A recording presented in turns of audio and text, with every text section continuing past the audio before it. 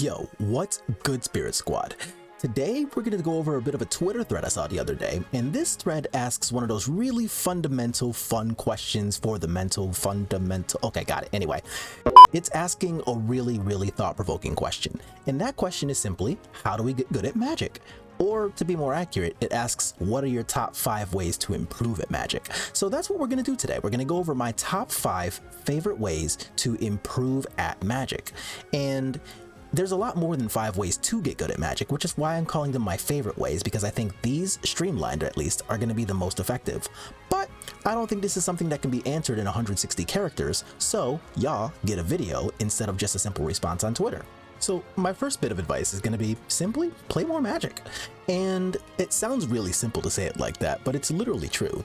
If you think about, if you play like 2 F&M type events in a week, then that's still only like 10 matches of magic per week, where people who are making the Mythic Invitationals, the Pro Tours, whatever the big events are called these days, a lot of these people are playing thousands of matches in preparation for these big tournaments. If you're only playing 10 matches a week, how do you expect to compare to somebody who's playing thousands of matches to prepare? But make sure that when you're doing this, you're focusing on playing the actual type of magic that you want to get good at or that you want to improve at, because you don't really want to kind of have your time not focused. And you'll see that there's a lot of people, even at the highest levels, who are experts in one thing or another because they have focused their time into getting good at their craft. Brad Nelson, for example, everybody knows him as a standard expert.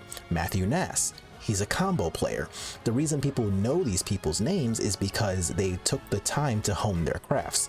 So my advice to you, do the same. So my next big tip is going to be to consume a lot of magic content. And while that sounds like a ridiculous self-plug, bitch, I might be. There really is a lot of free information out there, and to be honest, we're practically throwing it at you. There's a ton. If you're looking for any type of magic, you can find content for it. For example, if you're looking to play Commander, not only can you find people who are talking about specific decks, you can even watch gameplay basically whenever you want on platforms like Twitch and YouTube. If you're looking for play at the highest levels, you can check out websites like Channel Fireball, and they will have a bunch of different pros getting together and writing high-level articles for you. If you want more specific type of content, for example, people who play one deck, or people who are playing different formats, then you can check out things from the experts directly. And no matter what kind of information you want, you'll be able to get as much or as little as you need. So my next thing is going to be, don't play Magic alone. And yeah, it sounds a little simple because Magic is inherently a 2-player game, right? But what I mean is that you really should be trying to develop some kind of playgroup, some kind of network, some kind of group of people that you can share information with, shoot deck ideas off of, play test with, and kind of improve your leveling up experience as a whole. If you think about it, people like PVDDR and LSV, even though they're at the top of the game, they totally utilize teams all the time, and that's because 2 heads are always better than 1. That's true in Magic, almost more so than it is in almost anything else. Story time to last year. So if y'all remember the Kaldheim release, right? Everybody in the mods was talking about how busted a turn 2 Tybalt's Trickery could be, because you could spin a Tybalt's Trickery into a copy of Emrakul the Aeon's Torn. And that was a really ridiculous combo. It was really fast, it was really effective, and it was very linear, so it was powerful. Because information moves so quickly, what ended up actually happening in practice is that that deck was pretty good when it released, but people had already figured out the day after the set released on Magic Online that Tybalt's Trickery was the inferior broken deck of that format, and instead people had already moved to playing Valky with Cascade cards on the Friday, and the set had only released on a Thursday.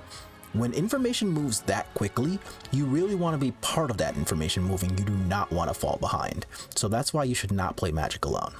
So our next thing is going to be learning from your mistakes. And no, this isn't that time when your mom called you a mistake and decided to not have any more kids.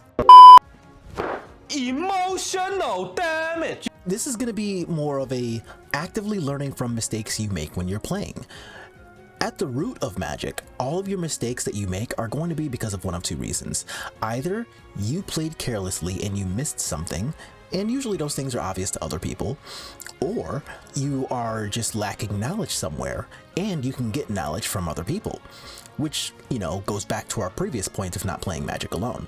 You can fix most of your mistakes by playing with people, hopefully people who are better than yourself at Magic, so that you can learn where your mistakes are coming from and apply that knowledge to future games so that you make less of them.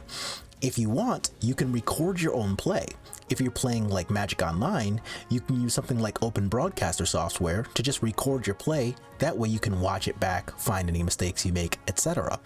If you're playing in real life, then you can have other people watch your play and kind of critique you as you go along so that your mistakes get pointed out and you can learn why you're doing these things. Hopefully, do that enough and you'll become a much better Magic player. And finally, our last tip is going to be accepting that you will lose sometimes, and that's okay. There's nothing wrong with acknowledging that you just can't beat everything no matter what deck you're playing. And that's going to be true no matter who you are and no matter what you're playing. And this isn't even something I would say to take my word on. Other people who are very good at their decks, very good at their formats, other content creators will straight up tell you firsthand to not try to have outs to everything.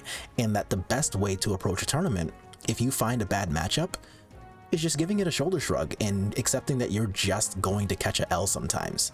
It's gonna happen.